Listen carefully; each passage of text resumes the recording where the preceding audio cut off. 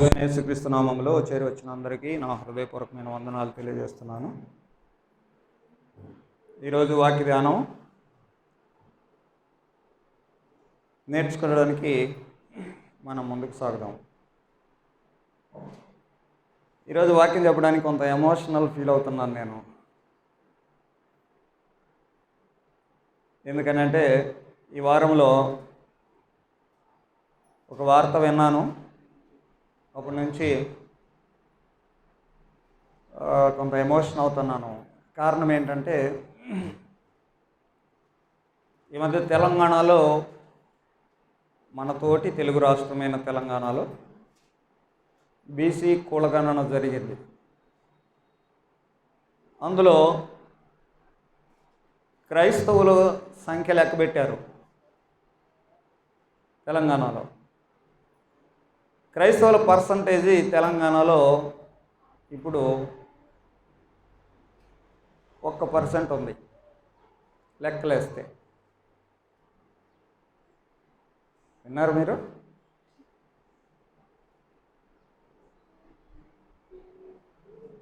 TV ఛానళ్ళన్నీ ఊదర కొడుతూ ఉన్నాయి.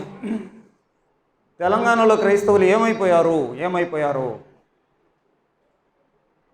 ఎక్కడికి పోయారు? తెలంగాణలో చూస్తే పరిచర్య చాలా గంభీరంగా జరుగుతుందని హైదరాబాద్ చూస్తేనే మనకు అర్థమైపోతూ ఉంది. కానీ లెక్కలేసి రియాలిటీలు చూస్తే, సర్వేలు చేస్తే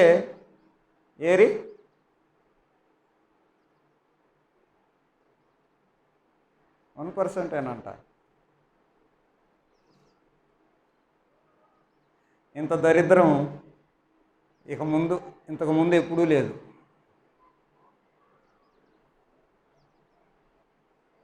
ఏంటి కారణం? ఏమైంది? సరే, మన తోటి తెలుగు రాష్ట్రం అని అన్నాను కదా. ఓకే, మరి మన రాష్ట్రంలో ఎట్లుంటుంది అంటారు? ఎంత ఉండొచ్చు? అదే సర్వే ఆంధ్రప్రదేశ్లో కూడా జరిగితే ఎంత వస్తుంది?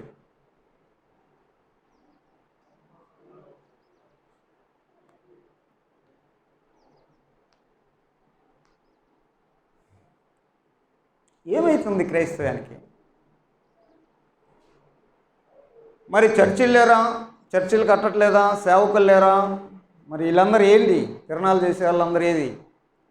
గుంపులు ఏరి, లక్షలు వేలు సంఘస్థులు ఏరి, సేవకులు ఏరి, విశ్వాసులంతా ఏరి ఎక్కడికి పోయినరు? వాళ్ళ లెక్క ఏది? మీరేమనుకుంటున్నారు చెప్పండి?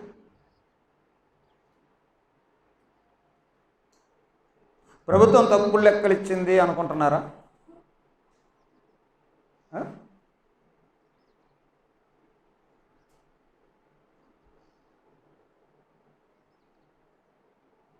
ఇది జరిగేదే వాస్తవం. ఎందుకు ఇలా జరుగుతుంది? ఏమైంది క్రైస్తవులకి? మన పక్కన ఉన్న వాళ్ళు అలాగుంటే మరి మనం ఎలాగున్నాం? ఒకసారి ఆలోచన చేస్తే భయంకరంగా ఉంటుంది.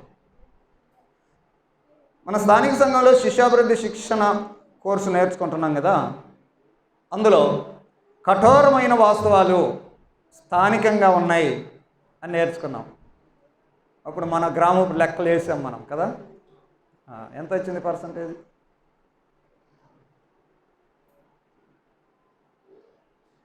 మన తృప్తి కోసం వేసుకున్నాం కొంత పర్సంటేజ్. అఫీషియల్గా కనుక చూస్తే ఇప్పుడు ఉంది కదా, సెన్సస్ ఉంటుంది. ఎందుకు? గూగుల్లో కొడితే వచ్చేస్తుంది ప్రతి గ్రామం లెక్క. మరి ఈ గ్రామంలో ఎంతమంది క్రైస్తవులు ఉన్నారు? అదే లెక్క కదా తెలంగాణలో తీసుకుంది.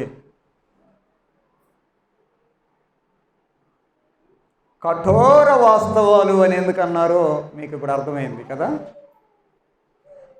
రియాలిటీ, ఫ్యాక్ట్స్, వాస్తవాలు అంటే ఫ్యాక్ట్స్ ఏంటి? అసలు వాస్తవంగా క్రిస్టియానిటీ ఎక్కడ ఉంది? ఏ పర్సంటేజ్లో ఉంది? ఎలాగుంది? ఎందుకు ఈ పరిస్థితి దాపురించింది? భారతదేశానికి స్వతంత్రం వచ్చి 75 సంవత్సరాలు దాటింది. అప్పుడే భారతదేశంలో 2% క్రిస్టియానిటీ ఉంది. అందుకని క్రిస్టియానిటీకి ఎంత పర్సంటేజీ అని రిజర్వేషన్లు ఇచ్చారు. మరి ఈ 75 సంవత్సరాలుగా చేసిన పరిచర్య, వచ్చినటువంటి విశ్వాసులు, వేలకు వేల సంఘాలు, సభ్యులు కలిగిన సంఘాలు, ఇవన్నీ ఏమైపోయినాయి?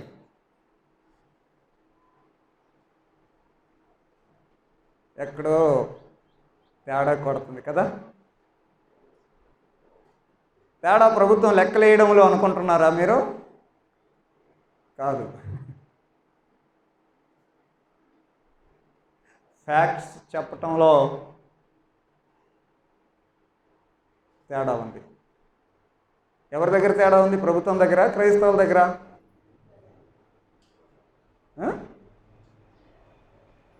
ఇంకా మీరు సందేహపడుతున్నారు చూడు. మేము క్రిస్టియన్స్మే అని చెప్పుకోవడానికి సిగ్గుపడుతున్నారని నువ్వు అంటున్నావు. ధైర్యం చాలట్లేదు అని నేను అంటున్నాను. ధైర్యం చాలట్లేదు. ఎందుకు ఇలాగ పరిస్థితులు దాపరిస్తున్నాయి? ప్రియులారా, రియాలిటీలు కొంచెం ఆలోచన చేస్తూ రావాలి. తెలంగాణలో లెక్కలు వచ్చాయనంటే ఆంధ్రప్రదేశ్లో ఏం లెక్కలు వస్తాయి? ఎంత పర్సెంటేజ్ వస్తుంది అనుకుంటున్నారు ఊహిస్తే మీరు?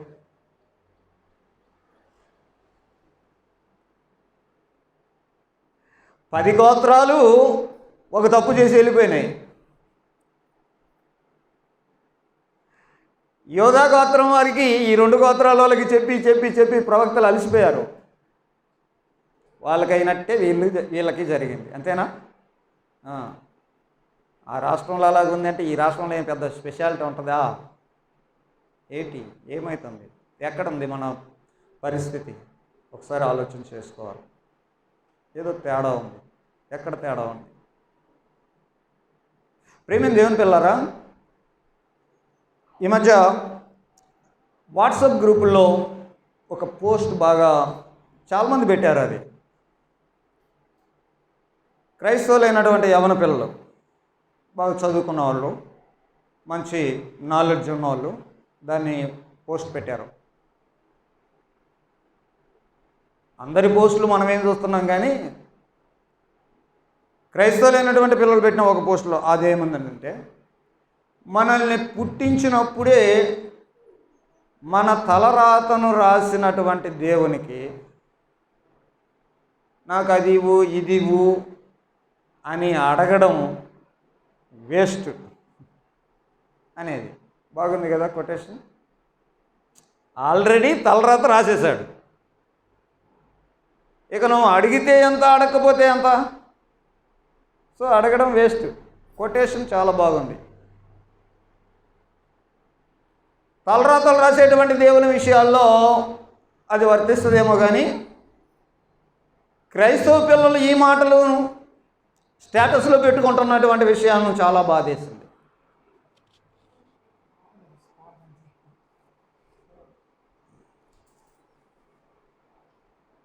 క్రైస్తవ పిల్లలు ఇలాగన స్టేటస్లు పెట్టుకోవడం బాధేసింది. ఎందుకు అని అంటే, క్రైస్తవులు దేవుడు తలరాతలు రాసే దేవుడేనా? నీ తలరాత రాశాడా? ఒకవేళ తలరాత రాసినటువంటి దేవుడు ఉండి గనక ఉంటే ఆయన అడగడం వేస్టే. మరి బైబిల్ దేవుడు అలాంటి దేవుడు కాదు కదా. మరి క్రైస్తవ పిల్లలు ఎలాంటి వాటిని ఎందుకు నమ్ముతున్నారు అంటే, దేవుడు గురించినటువంటి అవగాహన పూర్తిగా లేకనా, నేర్చుకోకనా? మరి క్రైస్తవులమే కదా, చర్చికి వచ్చాం కదా, చర్చిలో ఉన్నాం కదా. వినండి ప్రియులారా, దానికి నేను ఇక బాధ తట్టుకోలేక కొంత రిప్లై పెట్టా. బైబిల్ దేవుడు తలరాతలు రాసే దేవుడు కాదు అని నేనెప్పుడు చెప్పలేదు. నా 20 ఏళ్ళ ఈ బోధన అనుభవంలో దేవుడు మనుషులకు తలరాతలు రాస్తాడని నేను ఎప్పుడు చెప్పలేదు. అయితే మరి అలాంటి మైండ్ సెట్ ఉంది అని అంటే ఎట్లా వచ్చింది? అది నేను చెప్పలేదు, బోధకులు చెప్పలేదు. బైబిల్ దేవుని గురించినటువంటి తెలిసిన విషయాలు బోధకులు ఎవరు దేవుడు తలరాత రాస్తాడు అని చెప్పలేదు. మీరు అడిగితే మీరేమన్నారు? రాయుడు, దేవుడు రాయుడు అని అన్నారు. ఓకే, మరి ఎవరు చెప్పారు నీకు అది? లాజికల్గా ఆలోచన చేస్తూ సొసైటీని బట్టి, సొసైటీలో ఉన్నటువంటి ఆలోచన విధానాన్ని అనుసరిస్తున్న క్రమాన్ని బట్టి ఆ ప్రాబ్లం వస్తుంది. అది గుర్తుపెట్టుకోవాలి. బైబిల్ దేవుని గురించి, దాని గురించి మీకు ఇంకా ఏమైనా కన్ఫ్యూజన్ ఉంటే చెప్తామేనండి. బైబిల్ దేవుడు తలరాతలు రాసి పెట్టడు ముందే, కానీ ఆయనకి నువ్వు పరలోకం పోతావో నరకం పోతావో ఆయనకు తెలుసు. తెలీదా? ఆదాముని తోటలో పెడితే తప్పు చేస్తాడు అని తెలుసా తెలీదా?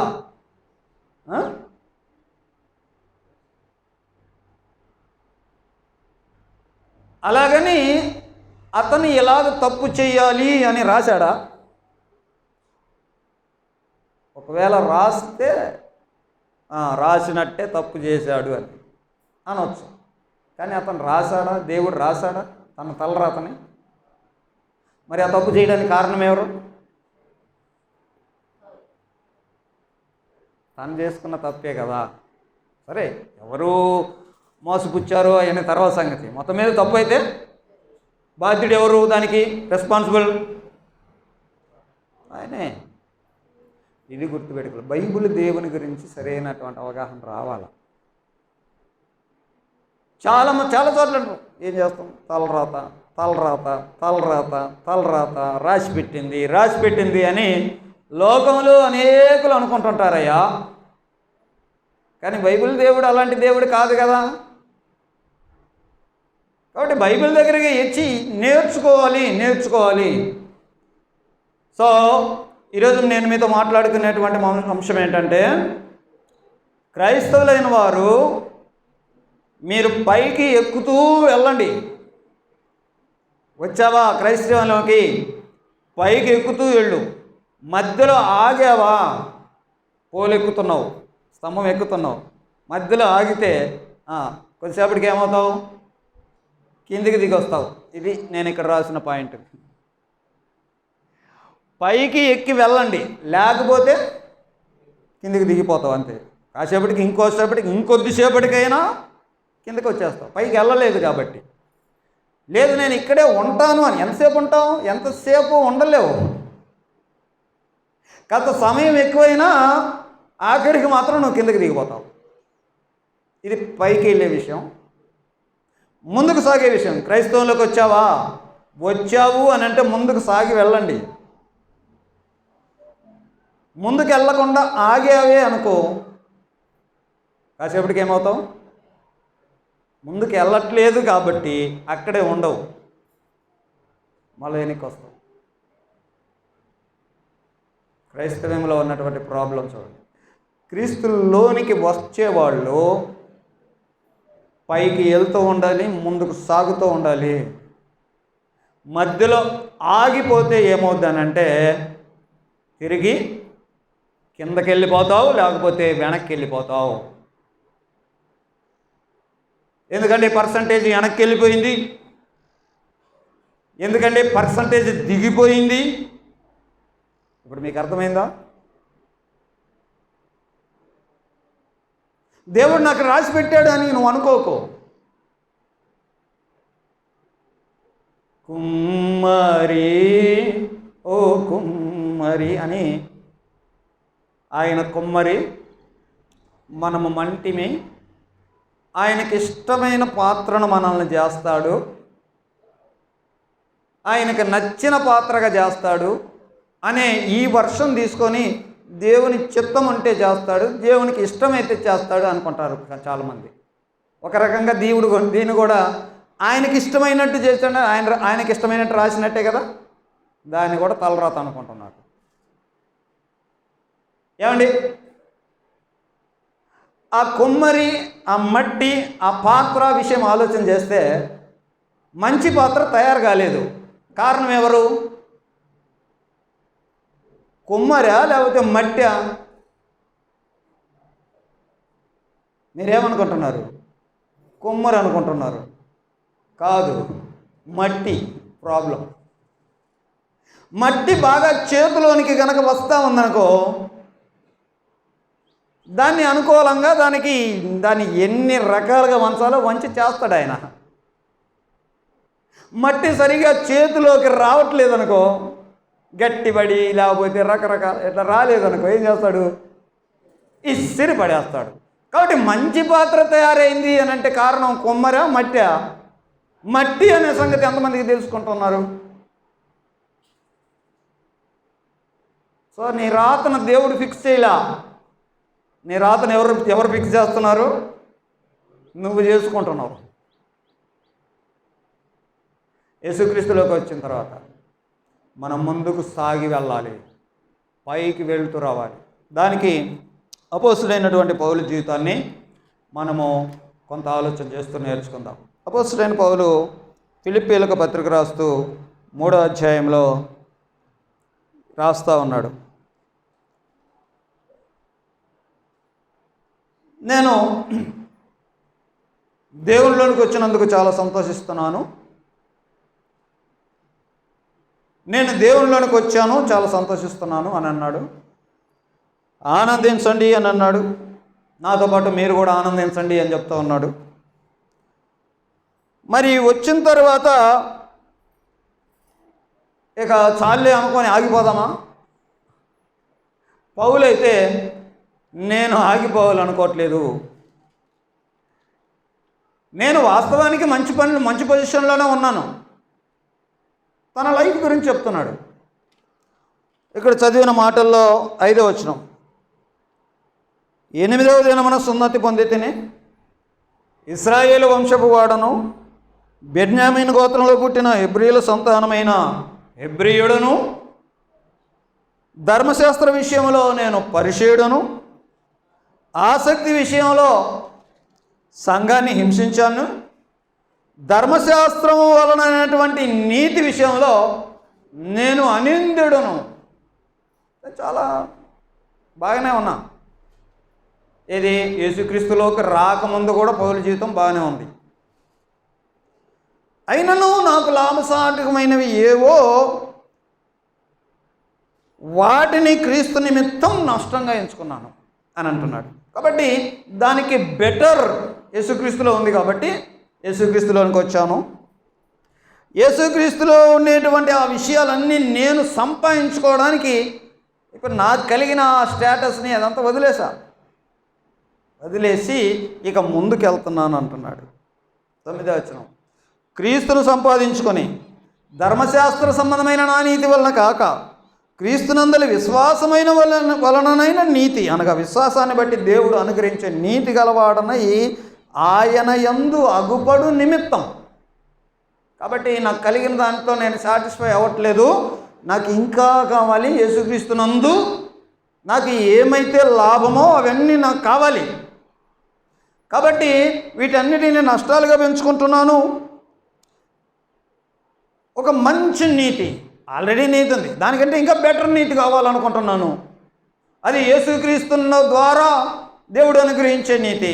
ఆ నీతిలో కనబడాలనేటువంటి విషయంలో ఏ విధం చేతనైనా మృతుల్లో నుండి పునరుద్ధానం కలగాలి, ఆయన మరణ విషయంలో సమానుభవం గలవాడను కావాలి, తర్వాత పునరుద్ధాన బలాన్ని ఎరగాలి, ఆయన శ్రమల్లో పాలివాడు అగుట ఎట్టిదో దాని నిమిత్తం సమస్తాన్ని నష్టపరుచుకొని పెంటతో సమానంగా ఎంచుకున్నాను అని చెప్తున్నాడు. సో కలిగి ఉన్నదాన్ని దట్టి సాటిస్ఫై అవ్వట్లేదు. ఇదివరకే గెలిచి తిని అయినను, ఇదివరకే సంపూర్ణ సిద్ధి పొంది తిని అయినను నేను అనుకోవట్లేదు.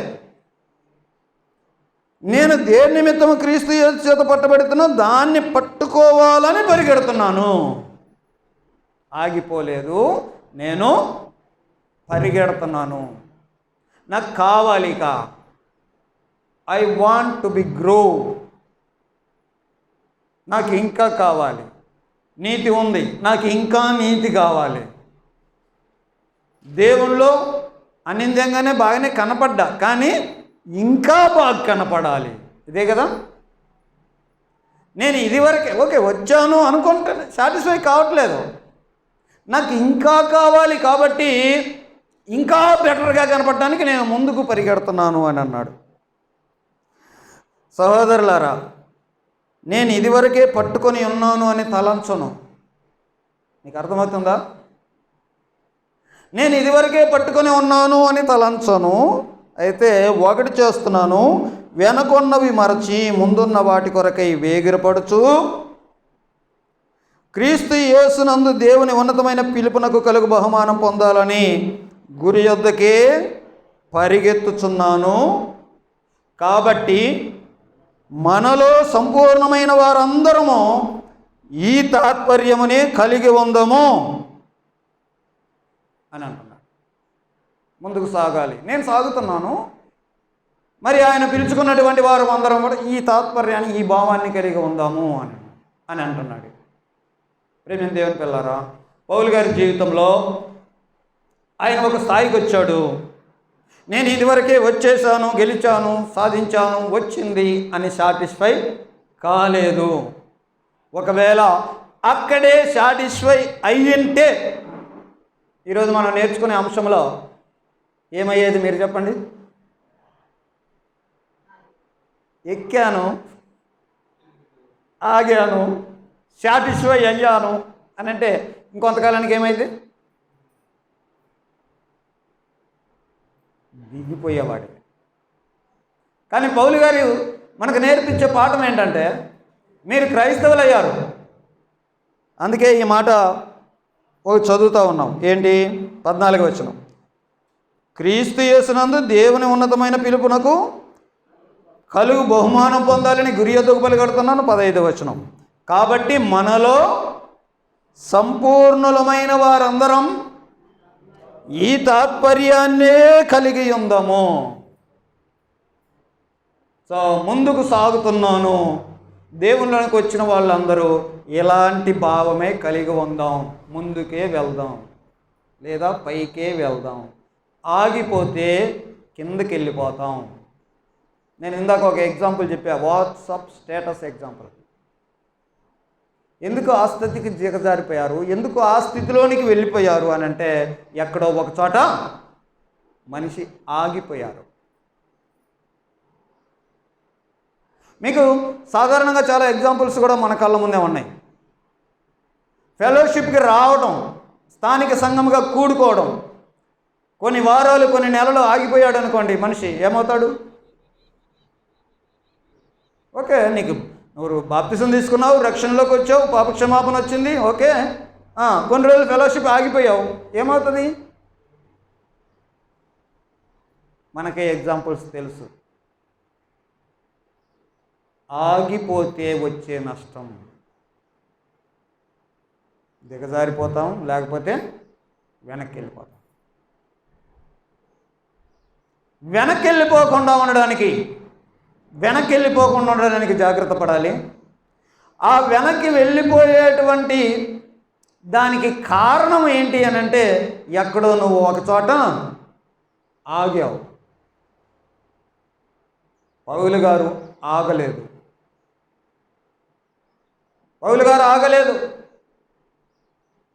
నేను ఇదివరకే గెలిచి వచ్చేసాను అనుకోలేదు ఆయన. మీకు అర్థమవుతుందా? ఇప్పుడు మన దగ్గరికి వద్దాం.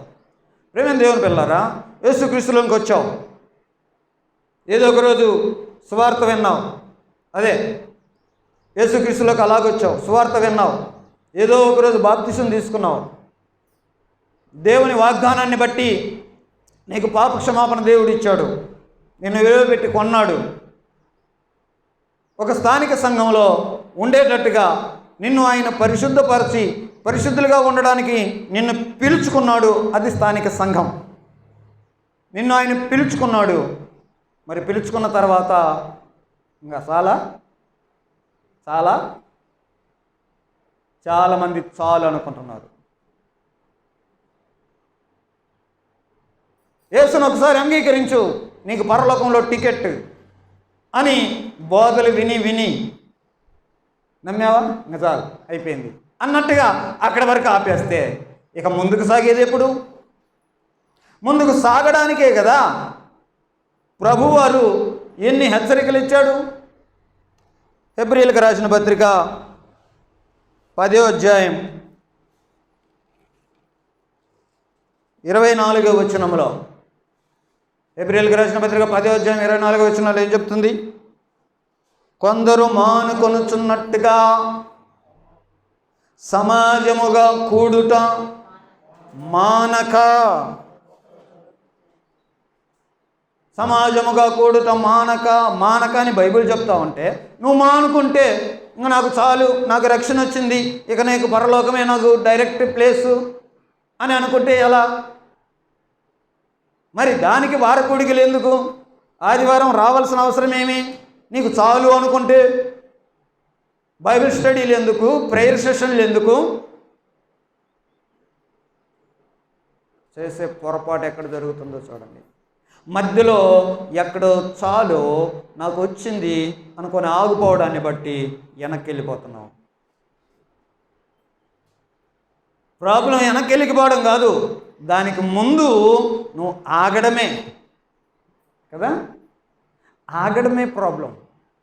దేవునిలో ముందుకు సాగకుండా, దేవుళ్ళలో పైకి ఎదగకుండా, ఒక్కటని చెప్పట్లేదు, ఇక అన్ని విశ్వాస విషయంలో, నీతి విషయంలో, పరిశుద్ధత విషయంలో దేవుడు మనల్ని ఎలాగన ఆయన చూడాలని కోరుకున్నాడో అలాగిన కనపడటానికి ఎలాగ చూడాలని కోరుకున్నాడు చెప్పండి. ఎఫెసీయులకు రాసిన పత్రిక 1వ అధ్యాయం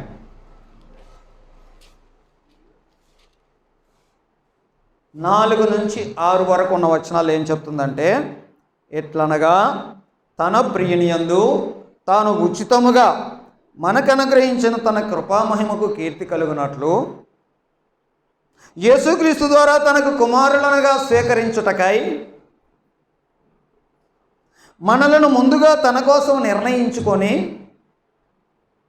మనము తన ఎదుట పరిశుద్ధులము నిర్దోషులమునై ఉండవలనని జగత్ పునాది వేయబడక మునిపే ప్రేమ చేత ఆయన క్రీస్తులో మనలను ఏర్పరచుకొనెను. మళ్ళీ దీన్ని తలరాత అనుకుంటావేమో, దేవుడు రాసింది కదా అనుకుంటావేమో. మరలా చెప్తున్నా అర్థం చేసుకోవడానికి. దేవుడు నిన్ను అలాగ ఉండాలని ఉద్దేశించి భూమి మీద పుట్టించాడు రైటే, కానీ అక్కడ ఉండాలో ఉండకూడదో నిర్ణయించేది ఆయన కాదు, నువ్వు.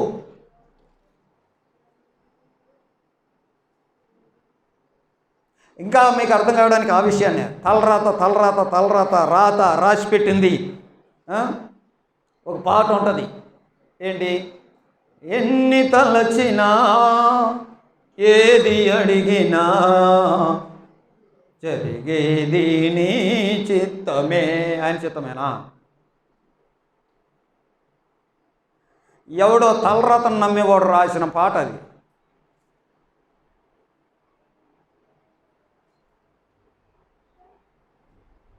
తలరాతను నమ్మేవాడు రాసిన పాటే. ఏమంటావు? నువ్వు ఎన్ని తలచినా, నువ్వు ఏమడిగినా ఆయన అనుకున్నదే చేస్తాడా? నిజమేనా? అలాంటి దేవుడా బైబిల్ దేవుడు? కొంచెం లాజికల్గా ఉంటుంది కదా అని, ఇదేదో బాగుంటుంది కదా అని మనం దాన్ని వెంబడించకూడదు. అలాగే వెంబడించి ఇంకా చాలే, ఇక వచ్చిందిలే, క్షమాపణ వచ్చిందిలే, రక్షణ వచ్చిందిలే, సంఘ సభ్యుని అయిపోయానులే, ఇక నేను చచ్చిపోతే సమాధులు పాస్టర్లే చేస్తారులే, నా పెళ్ళిళ్ళు ఏనే చేస్తాడులే, మా పిల్లలకి పాఠశాలలు పెడతారులే అనుకుంటే ఎట్లా? ఆగిపోకూడదు. ఇక్కడ చెప్తున్న మాట, ఆయన ఎదుట నువ్వు ఎలాగ ఉండాలి అని అంటే, పరిశుద్ధులు, నిర్దోషిగా కనపడాలి. ఇక మరి దాన్ని సంపాదించుకోవటానికి పౌలు గారి ప్రయాస అదే కదండి. ఆయన ఎదుట నేను అగపొడు నిమిత్తం ఎలా కనపడాలనుకుంటున్నాడు పౌలు? బెటర్గానే ఉన్నాను, పర్వాలేదు, దాంతో సాటిస్ఫై అవుతున్నాడా? పరిశుద్ధత ఉంది, ధర్మశాస్త్ర సంబంధమైనటువంటి ఆ నీతి ఉంది, ఓకే, అది వదిలేసి యేసుప్రభులోకి వచ్చాను, యేసుప్రభు నీతి ఇచ్చాడు చాలు నాకు అని అన్ని సాటిస్ఫై అవుతున్నాడా? లేదండి. ఆ నీతిలో ఇంకా ఇంప్రూవ్ కావాలనుకుంటున్నాడు, ఇంకా బెటర్గా కావాలనుకుంటున్నాడు. ఆయన ఎదుట ఎలా కనపడాలి అని ఆశపడుతున్నాడు. దాని కొరకు నేను పరిగెడుతుంటాను, ముందుకు సాగిపోతా, పైకి వెళ్ళిపోతా ఉంటా, వెనకున్నవి మరచి. ఇది మనం నేర్చుకోవాల్సిన పాఠం. ఈనాడు ఏం జరుగుతుంది?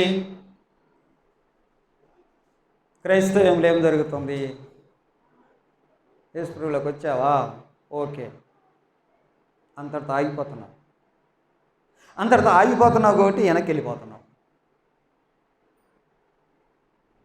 సంఘస్థుడు అయ్యావా, అంతటితో ఆగిపోతున్నావు, అందుకే వెనక్కి వెళ్ళిపోతున్నావు. నీ పాస్టర్ వచ్చి నీ పెళ్లి కొరకు బాప్తిసం ఇచ్చేసాడా, ఓకే, నువ్వు క్రైస్తవుడు అయిపోయావు, అయిపోయిందా, అంతటితో ఆగిపోతున్నావు, బాప్తిసం తీసుకున్నానులే అని. ఇంకా ఆర్సీఎం వాళ్ళు అయితే పుట్టినప్పుడే జ్ఞాన స్నానం వేసి చిన్నపిల్లలకే చేసేస్తాడు, సరిపోద్ది, అయిపోయింది, క్రిస్టియన్ అయిందా. అలా అనుకున్న వాళ్ళు వెనక్కి వెళ్ళిపోతున్నారు. ఎవరైతే ముందుకు సాగాలి, ఐ వాంట్ మోర్ ఇంప్రూవ్మెంట్, నేను ఇంకా దేవుని ఎదుట ఇంకా బెటర్గా కనపడాలనుకున్న వాళ్ళు ఆసక్తిగా ముందుకు వెళ్ళిపోతూ ఉంటారు. ప్రేమ దేవుని పిల్లరా, ఇది ప్రాబ్లం. మీకు అర్థం కావట్లేదేమో. ఎందుకు మిమ్మల్ని వారం వారం బైబిల్ స్టడీకి రమ్మంటున్నాను? కొంతమంది మానేస్తారు. మరి ఎందుకు? నాకు చాలే అనుకుంటున్నారా? రండి పరిశోధిద్దాం అని అంటుంటే మరి పరిశోధించడానికి ఆసక్తి కనపరచరేమీ, రాలేదే కొంతమంది. మాకు తెలుసులేనా? అర్థమవుతుందా? సో ఎక్కడో ఒక చోట ఆగుతున్నాం. ఆగితే నష్టం, వెనక్కి వెళ్ళిపోవడమే కానీ ముందుకు సాగిపోము. అది గుర్తుపెట్టుకుందాం.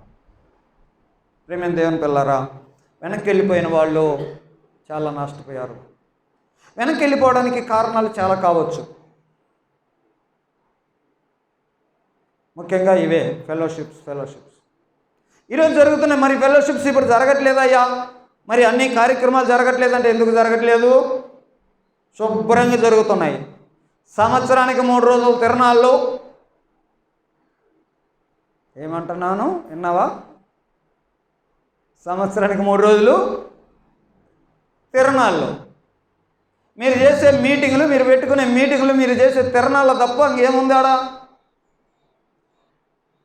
కాకపోతే సంవత్సరానికి టైటిల్ మారుస్తావేమో కానీ అవి తిరణాలేగా. హడావిడి, మంచి లైటింగ్, మంచి సౌండ్స్, మంచి మ్యూజిక్స్. నేను ఈ మాట అనడానికి నేనేమి మొగమాట పట్టంలా, ఎప్పుడో డిసైడ్ అయిపోయినా ఈ విషయాల్లో. అందుకే మన మీటింగ్లు ఆర్భాటాలు ఉండవు. విశ్వాసుల కూడికలు అంటే విశ్వాసుల కూడికలే అని అన్నాను, విశ్వాసులు మాత్రమే రండి అన్నాను. దేవుని యందు బల్లాలో పాలు పంచుకునే వాళ్ళు అవసరం లేదు, మీరు రావద్దు అని చెప్పాను. పెట్టామా? అంతవరకే. నాకు గుంపు అవసరం లేదు.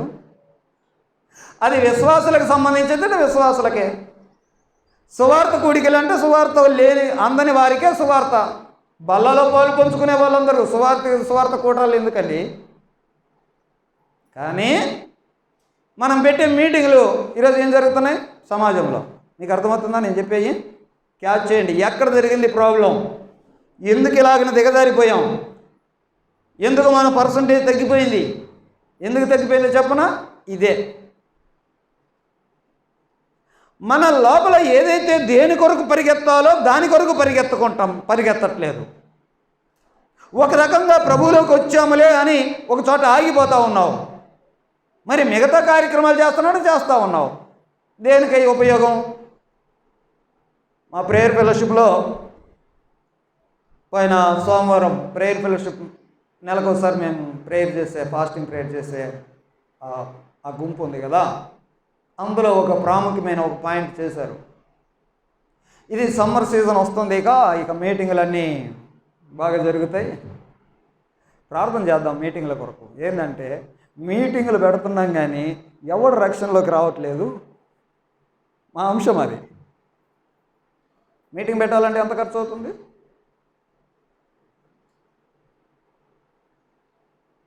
కానీ రిజల్ట్ మరి ఎందుకు పెట్టినట్టు? అందుకే నేను తిరణాళ్ళు అంటున్నా. మీ కొత్త బట్టలు చూపుకోవడానికి, మంచి చికెన్ మసాలాలు తినడానికి, మంచి లైటింగ్ పెట్టి గ్రాండ్గా ప్రజెంట్ చేయడానికి, వాటికేగా మీటింగ్లు. ఇప్పుడు ఏం సౌండ్ సిస్టమ్ చెప్పు, నువ్వు చెప్పు.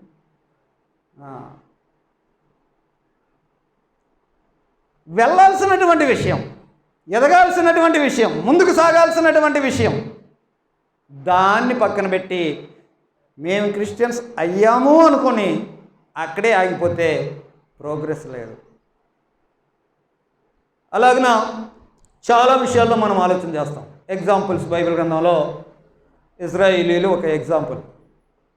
దేవుడు ఏమన్నాడు? మిమ్మల్ని అక్కడ విడిపిస్తాను, మిమ్మల్ని అక్కడ చేరుస్తాను, రండి అని అన్నాడు.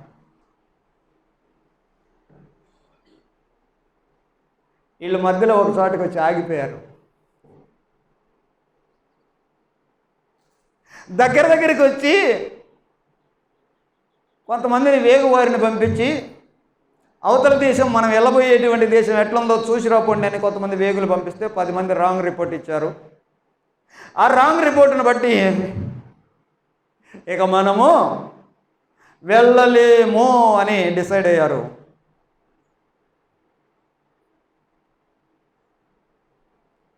ఇలాగ ఆగిపోయిన వాళ్ళందరూ చచ్చిపోయారు. ఎవరైతే వెళ్తాము అని ముందుకు దృష్టి పెట్టిన వాళ్ళిద్దరు మాత్రమే వెళ్ళారు. మిగతా వాళ్ళందరూ అరణ్యంలో చచ్చిపోయారు. ఆగిపోతే దేవుళ్ళలోకి వచ్చిన తర్వాత మనము ముందుకు సాగుతూ రావాలి. ఈనాడు ఉన్నటువంటి సమాజంలో ప్రేమైన దేవుని పిల్లారా, ఇది చాలా అనుకుంటాం, ఇది సంఘం అనుకుంటాం. నేను అంటాను అదే బాబు, కుల సంఘాలు కాదు అది.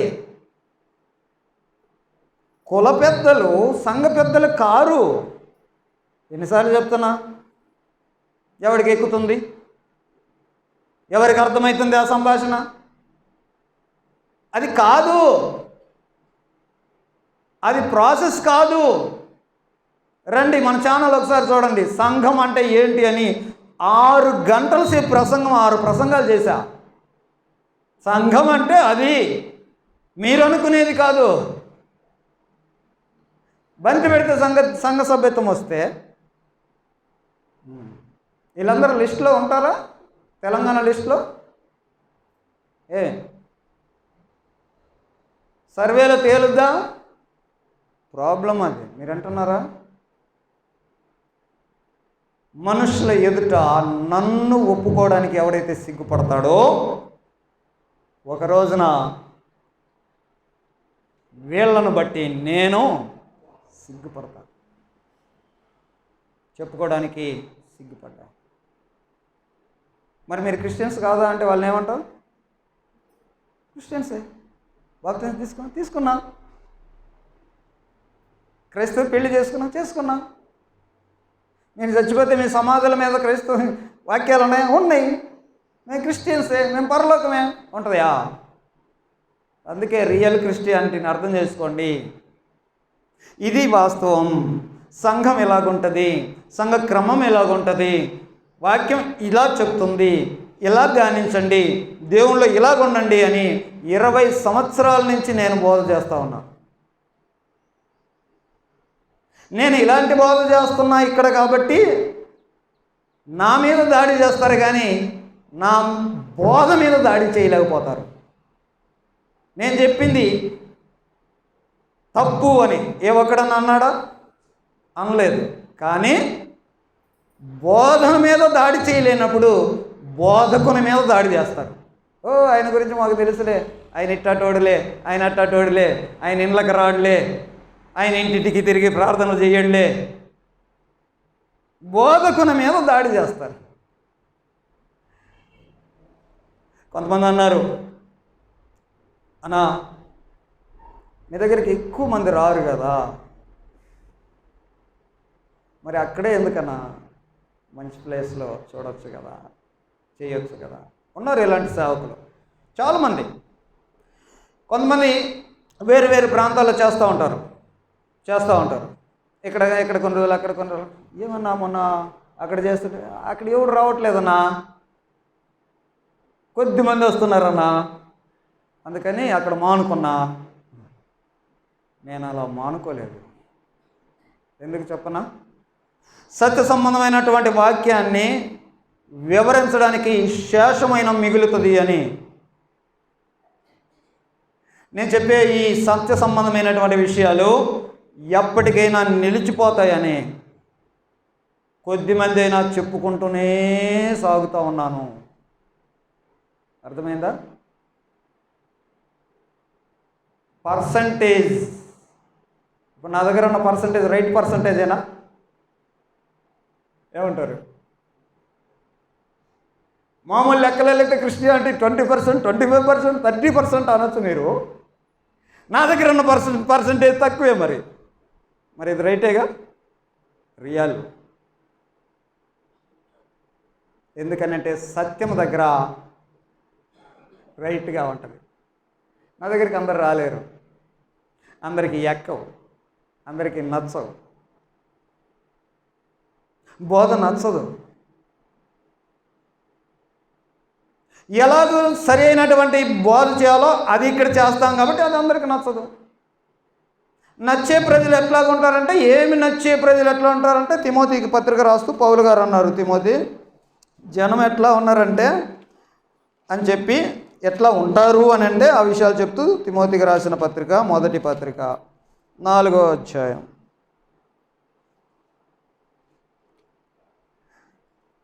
3వ వచనం. ఎందుకనగా జనులు హితబోధను సహింపక దురద చెవులు గలవారై తమ స్వకీయ దురాశలకు అనుకూలమైన బోధకులను తమ కోసం పోగు చేసుకొని సత్యమునకు చెవి ఇయ్యక కల్పనా కథల వైపు తిరుగు కాలం వస్తున్నది. అది జనం ఎట్లా ఉంటారు. అందుకని మన దగ్గరికి ఎక్కువ రారు. నేనేమి డిసప్పాయింట్ కావట్లా. పైగా నేను రైట్లో ఉన్నాను అనే మంచి అవగాహనతోనే ఉన్నా. ప్రేమైన దేవుని పిల్లారా, ఈరోజు మనం నేర్చుకునే అంశం ఏంటంటే, ఎందుకు డౌన్ఫాల్ అవుతున్నావు అని అంటే, ఆగిపోతున్నావు. ఎక్కడో ఒక చోట ఆగిపోతున్నావు. పౌలు గారి దగ్గర మనం నేర్చుకునేటువంటి అంశం, ఆగకూడదు. నేను ఇదివరకే వచ్చేసాను, నాకు చాలు, ఐఎమ్ సాటిస్ఫైడ్ అనుకోకూడదు. ఏం లేవా మనం సరి చేసుకోవాల్సినవి? ఇక ఎంతకాలం అయింది ప్రభులోకి వచ్చి? 15 సంవత్సరాలు అయిందా? 15 సంవత్సరాల్లో మరి అయిపోయిందా? అంత ఫుల్ అయినావా? ఇంక లేవా మార్చుకోవాల్సినవి? ఇంక లేవా ఎదగాల్సినవి? ఇంక లేవా దేవుని ఎదుట కనపరుచుకోవాల్సినవి? మరి ఆగిపోతే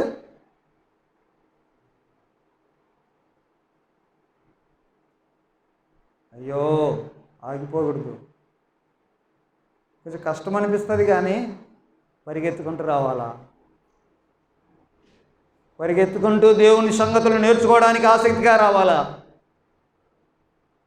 దేవుడు సమయం ఇస్తాడు మనకి. నిర్లక్ష్యంగా ఉండకూడదు. నిర్లక్ష్యంగా ఉండి ఆగిపోతేనే ఈ ప్రాబ్లం. లోతు ఫ్యామిలీని రక్షించేటప్పుడు దేవుడు చెప్పాడమ్మా, ఇక్కడి నుంచి మీరు వెనుక తిరగకుండా ముందు సాగిపోండి, వెళ్ళిపోండి, తప్పించుకుంటారు. లోతు భార్య ఏమైంది? ఉప్పు స్తంభముగా మారిపోయింది. ఎందుకు మారింది? ముందుకు వెళ్ళిపో వెళ్ళిపో వెళ్ళిపో అని అంటే వెళ్ళిపోకుండా వెనక్కి చూసిందంట. అంటే ఆగి చూసిందా, ఆగకుండా చూసిందా? వెళ్తూ వెళ్తూ ఎందుకో మరి బుద్ధి వెనక్కి తిప్పింది. అందుకని మనిషి ఆగింది అక్కడ. అది ప్రాబ్లం. ఆగింది కాబట్టి వెనక్కి చూసింది అంటున్నా. ఏమంటావు? ఆగే ఛాన్స్ ఇవ్వకు. ఎదుగుతూ ముందుకు సాగిపోతే, పైకి ఎక్కిపోతే ఆ క్రమంలో మధ్యలో బ్రేక్ ఇవ్వద్దు. బ్రేక్ ఇచ్చావనంటే నష్టం అవుతుంది. అది విషయాలు నీకు చెప్పడానికి ఈ టాపిక్ అంతా మీతో మాట్లాడుతా ఉన్నా. ప్రేమ దేవుని పిల్లరా, ఎంతమంది మనకి ఎగ్జాంపుల్స్ కనపడతారు. ఇలాగ లోతు భార్యలాగా పౌలు పరిచర్యలో దేమా అనే అతను ఇహలోకమును స్నేహించి నన్ను విడిచి వెళ్ళాడు. యోధా పత్రికలో కొంతమంది ఎగ్జాంపుల్స్గా కనపడతారు. యోధా పత్రికలో 5వ వచనం.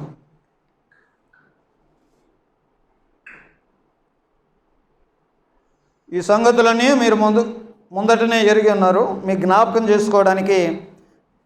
జ్ఞాపకం గోరుచున్నది ఏమంటే, మీరు జ్ఞాపకం చేసుకోవాలి. ఏంటంటే, ప్రభువు ఐగుప్తులో నుండి ప్రజలను రక్షించినను వారిలో నమ్మకపోయిన వారిని తర్వాత నాశనం చేశాడు. పాడైపోతారండి. ఇందాక చెప్పాను వాళ్ళ ఎగ్జాంపుల్. ఎందుకు వాళ్ళు నాశనం అయ్యారు? వెళ్ళండి అని ప్రభువు చెబితే వెళ్ళకుండా మధ్యలో ఆగారు. ఇక మా వల్ల కాదులే అనుకుంటున్నారు. అందుకని నశించారు అని అంటున్నాడు. ఎగ్జాంపుల్. ఆగకో. ఆగితే నీకు ఎంత ప్రాబ్లమో నీకు అర్థం కావడానికి ఈ సంగతులన్నీ చెప్తా ఉన్నా. ఇంకా కిందకు వద్దాం. ఇక్కడ 10వ వచనం నుంచి, వీరైతే తాము గ్రహింపని విషయముల గురించి దూషించువారై వివేక శూన్యములకు మృగము వలె వేటిని స్వాభావికముగా ఎరుగుదురో వాటి వలన తమను తాము నాశనం చేసుకొనుచున్నారు.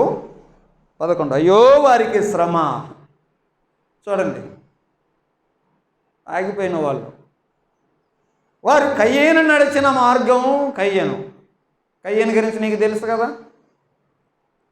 దేవుని ఫ్యామిలీలో పైకి ఎదగాల్సిన వాడు, వాడి ఆలోచనల బట్టి వాడు అలా తయారయ్యాడు. బిలాము ఇతను తప్పు త్రోవ నడిచాడు అని ఉంది. దేవుని ప్రవక్తగా ముందుకు సాగాల్సిన వాడు వేరే మాటలు మాట్లాడి కొంచెం సంపాదించుకుందాంలే అన్నట్టుగా తయారయ్యాడు. కోరహు మోషే నాయకత్వం కింద హ్యాపీగా వెళ్ళాల్సినటువంటి వాడు భూమి లోపలికి వెళ్ళిపోయాడు. ఎందుకు ఇలాగా? నువ్వు ఆగడానికి, వెనక్కి తిరిగి పోవడానికి రకరకాల కారణాలు. ఒకటని నేను చెప్పను. ఇంతకు మొత్తం మీద నిన్ను ఆపిన దానికి కారణం ఏంటి? ఎవరి కారణాలు వాళ్ళకు ఉన్నాయి. ఎందుకు మనకి వారి కూడికల మీద ఇంట్రెస్ట్ లేదు? ఎందుకు మన పర్సనల్ బైబిల్ స్టడీ మీద ఇంట్రెస్ట్ లేదు? దేవుని విషయాలు ఇంకా సరి చేసుకోవాలనేటువంటి విషయాల్లో ఎందుకు సరి అయినటువంటి ఆ ఇంట్రెస్ట్ లేదు? వెళ్ళిపోయిన వాళ్ళ గురించి కొంచెం మరలా ఎగ్జాంపుల్ చెప్తా చూడు. ఇక్కడ నుంచి వెళ్ళిపోయిన వాళ్ళు కొంతమంది ఉన్నారు.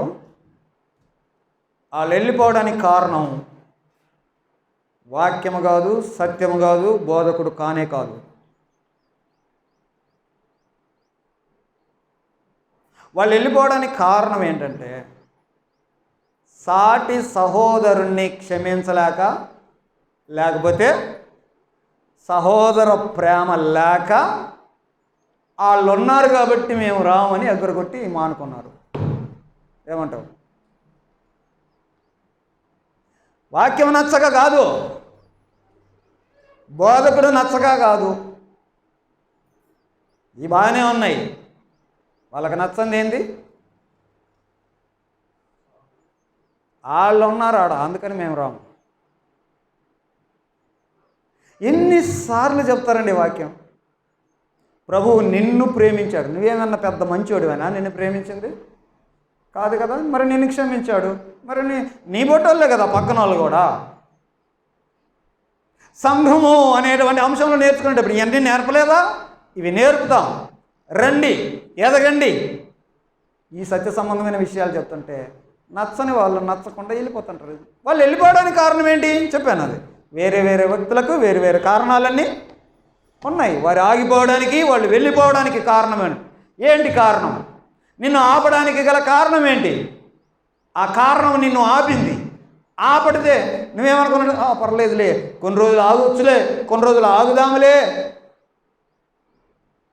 కొన్ని రోజులు సంఘ సహవాసానికి ఆగుదాములే, కొన్ని రోజులు వాక్యం నేర్చుకోవడం ఆపుదాములే, కొన్ని రోజులు ప్రార్థనకు పోకపోతే ఏమవుతుందిలే, కొన్ని రోజులు బైబిల్ స్టడీ చేయకపోతే ఏమవుతుందిలే. అయిందా? పౌలైతే అలాంటి ఛాన్సే ఇవ్వలేదు. గుర్తుపెట్టుకోండి ప్రేమ దేవుని పిల్లారా. ఎప్పుడైతే ఆగుతామో ఆగడానికి కారణాలు ఉంటాయి. ఆగిన తర్వాత వెనక్కి వెళ్ళడానికి చాలా కారణాలు రా రా రా అని పిలుస్తూ ఉంటాయి. అది నేను కిందకి లాగడానికి నువ్వు ఆగావు కాబట్టి పోలెక్కుతూ ఉన్నావు, మధ్యలో ఆగావు, ఏదో కారణం మీద ఆగావు, నీకు తెలియదు. కింద నుండి గురుత్వాకర్షణ శక్తి నిన్ను లాగుతూ ఉంది, వచ్చి కింద పడతావు. ఎంతసేపు తట్టుకుంటావు? ఆగిపోతే తట్టుకుంటావు. ఎంతసేపు తట్టుకుంటావు? ముందుకు వెళ్ళాలి. పైకి వెళ్తుంటే పైకి వెళ్తూనే ఉండాలి, ముందుకు వెళ్తుంటే ముందుకు వెళ్తూనే ఉండాలి. ఆగిపోతూ ఉండకూడదు, ఆగిపోకూడదు. ఆగిపోవడానికి కారణాలు ఎవరి కారణాలు వారికే అనే విషయాలు చెప్పాను. అవి మీ కారణాలు మీకు కావచ్చు. ఒకసారి ఆలోచన చేయండి. యేసుక్రీస్తు నందు ఆత్మీయులుగా, సంపూర్ణులుగా, నిర్దోషులుగా, పరిశుద్ధులుగా ఆయన ఎదుట కనబడాలనేటువంటి ఆ ప్రయాసలో రక్షణలోకి వచ్చావు కదా. పరలోకానికి వెళ్ళాలి, దేవుని పోలికలాగా ఉండాలి, దేవుని స్వరూపంలాగా ఉండాలి, ఆయనలాగా నేను ఉండాలి. ఆ రక్షణలోకి వచ్చావు కదా. నువ్వు సువార్త నమ్మింది ఎందుకు? పరసంబంధమైన ప్రతి ఆశీర్వాదం పొందుకోవడానికి కదా. మరి దాని కొరకు పరిగెత్తాల్సినటువంటి మనము మధ్యలో వేరే కారణాల బట్టి ఆగితే, ఆగిన వరకు ఓకే అనుకుంటున్నావు, కానీ వెనక లాగే విషయాలు నీకు అర్థం కాదే, అర్థం కాదు. అదే చెప్తున్నాడు పౌలు గారు, అదే అదే అదే చెప్తున్నాడు. ఆయన పిలుపుకి వచ్చిన వారందరం ఇదే తాత్పర్యాన్ని కలిగి ఉందాం. నేను ఇట్లున్నా, అందరం ఇట్లానే ఉందాం, ముందుకు సాగుతూనే ఉందాం. చర్చిలోకి వచ్చాం, సభ్యత్వం పొందాం, ఓకే సాటిస్ఫై అయిపోయినాం అనుకుంటే ఎట్లా? ఎదగాల కదా, ముందుకు సాగాలి కదా. ఇలాగన వేరు వేరు కారణాలను బట్టి, ఒకటని నేను చెప్పను, ఎన్ని కారణాలు అన్నా కానీ. ఒక సహోదరుడు మన దగ్గర నుంచి మానేస్తే, అన్న వద్దన్నా, లేదు లేదు అట్లా వాళ్ళు ఇట్లా వద్దన్నా, క్షమించేయన్నా, క్షమించేయన్నా. 6 నెలలు నేను చెప్పా అతనికి. ఆఖరికి ఏమైంది? సావాసం కోల్పోయి ముందుకు చెప్తున్నా కదా, ముందుకు వెళ్తూ ఉండకుండా ఆగిపోతే ఖచ్చితంగా నష్టమే తప్ప లాభం అనేదే లేదు లేదు లేదు. యేసుక్రీస్తులో సంతోషంగా హ్యాపీగా పరిచయం చేసుకుని అపోస్తలత్వంలో ఎదగాల్సినటువంటి యోధ పక్క చూపులు చూసి వెనక్కి తిరిగి వెళ్ళిపోయి, శిష్యులందరూ ఒక చోటికి వెళ్తుంటే ఈయన పోయి బేరాలు ఆడుకోవడానికి వెళ్ళాడండి. రూట్ మార్చాడా? మార్చాడు. ఆఖరికి గతి చాలా భయంకరమైన పరిస్థితి అయింది. ఇక్కడ రకరకాల కారణాలు సంఘంలో. ప్రియులారా గుర్తుపెట్టుకోండి, దేవుడు నీవు ఎలాంటి వాడవో ఎలాంటి దానవో నిన్ను ప్రేమిస్తే, మరి అలాంటి వారినే కదా నీ సాటి సహోదరి సహోదరులను ప్రేమించడం. స్థానిక సంఘాన్ని చాలామంది చులకనగా చూసుకుంటారు. అంటే కొన్ని విషయాల్లో సంఘం లేకపోతే పెళ్ళిళ్ళకి, సాగులకి ఈ టైపులో ఆలోచన చేసేవాళ్ళు. కానీ దేవుని ఎదుట నేను అగుపడు నిమిత్తం, నన్ను నేను ప్యూరిఫై చేసుకోవడానికి, నన్ను సంపూర్ణంగా చేసుకోవడానికి ఏం చేయాలనేటువంటి ఆ కసి, ఆ తపన, అది స్థానిక సంఘంలో నీకు రావాలి. ఇప్పుడు భారతదేశంలో నుండి ఒకడు అమెరికా వెళ్ళాడు అనుకోండి, ఫస్ట్ ఏమొచ్చి ఉండాలా? ఇంగ్లీష్ వచ్చి ఉండాలా. అదే, ఇంగ్లీష్ వచ్చి ఉండాలి. కాబట్టి ఇంగ్లీష్ నేర్చుకోవాలిగా. ఇంగ్లీష్ నేర్చుకోకుండా ఏం చేస్తావాడా? ఎంతకాలం ఉంటాయి? అలాగిన ఒకరోజు నువ్వు పరలోకం వెళ్ళాలా. పరలోకంలో పరిశుద్ధ జీవితాన్ని, దేవుని పోలిన జీవితాన్ని జీవిస్తావు. అదంతా నీకు ఎప్పుడు ప్రాక్టీస్ అవుతుంది? స్థానిక సంఘంలో చేయి, ఎక్స్పీరియన్స్ చేయి. నీలో ఎలాంటి ప్రేమ ఉంది చూపు. నిన్ను వలే నీ పొరుగు వారిని, స్థానిక సంఘుల్ని ప్రేమ చూపు. లోకమంతా ప్రేమించమని ఆయన ఏం చెప్పలేదండి. ఎందుకంటే లోకమంతటిని మనం ప్రేమించలేము, అంత కెపాసిటీ మన దగ్గర లేదు. అందుకని ఆయన ఏం చేశాడంటే ఒక 10 మందిని పోగు చేసి ఇక్కడ పెట్టి వీళ్ళని ప్రేమించన్నాడు. సహోదర ప్రేమ. సహోదరులు అంటే ఎవరు? నీతోటి సంఘ సభ్యులు. సహోదర ప్రేమ, వాళ్ళని ప్రేమించడం చూపించు. తద్వారా ఏమవుతుంది అంటే ప్రేమని ఎలా ఎక్స్ప్రెస్ చేయాలో, ప్రేమని ఎలా వాడాలో, ప్రేమ అంటే ఎలా, అది ఎక్సర్సైజ్ అవుద్ది సంఘంలో. దయ, క్షమాపణ, ఇవన్నీ ఎక్కడ నీకు ఎక్సర్సైజ్ అవుతాయి? ఇక్కడ ఇంగ్లీష్ నేర్చుకోకపోతే అడిగి పోతావా? పోయి ఆడ నేర్చుకుంటానంటావా? అందుకే స్థానిక సంఘాన్ని ఇచ్చింది, స్థానిక సహవాసాన్ని ఇచ్చింది. నేర్చుకుంటాం ఇక్కడ. అందుకని ఇక్కడ వాక్యం ధ్యానిస్తాం, ఇక్కడ సాటి సహోదరులను పలకరిస్తాం. దేవుని గుణగణాలు మనలో ఏమైతే ఉంటాయో వాటిని ఇక్కడ ప్రజెంట్ చేస్తాం, ఎక్సర్సైజ్ చేస్తాం. అందుకోసమే స్థానిక సంఘ సభ్యులు. మిగతా సభ్యులు నీకున్నారు అని అంటే you are a blessed man. ఎందుకనంటే దేవుని గుణ లక్షణాలు నువ్వు ఇక్కడ ఎక్సర్సైజ్ చేయడానికి ఒక పాత్ర నీకు దొరికింది. పక్కన సభ్యుడు ఉన్నాడంటే అర్థమవుతుందా? ఇలాంటి క్రిస్టియానిటీలో ఎదగాలి, ఇలాంటి క్రిస్టియానిటీలో ముందుకు సాగాలి, ఎదగాలి. ప్రేమైన దేవుని పిల్లరా, యేసు ప్రభు గురించి మనం నేర్చుకుంటాం. ఇలాగ జీవించడానికి నీకు ప్రాబ్లమ్స్ ఉంటాయి. హెబ్రీయులకు రాసిన పత్రిక 12వ అధ్యాయంలో ఎలా వెళ్ళాలో ఆ విషయాలు చూస్తూ, హెబ్రీయులకు రాసిన పత్రిక 12వ అధ్యాయం.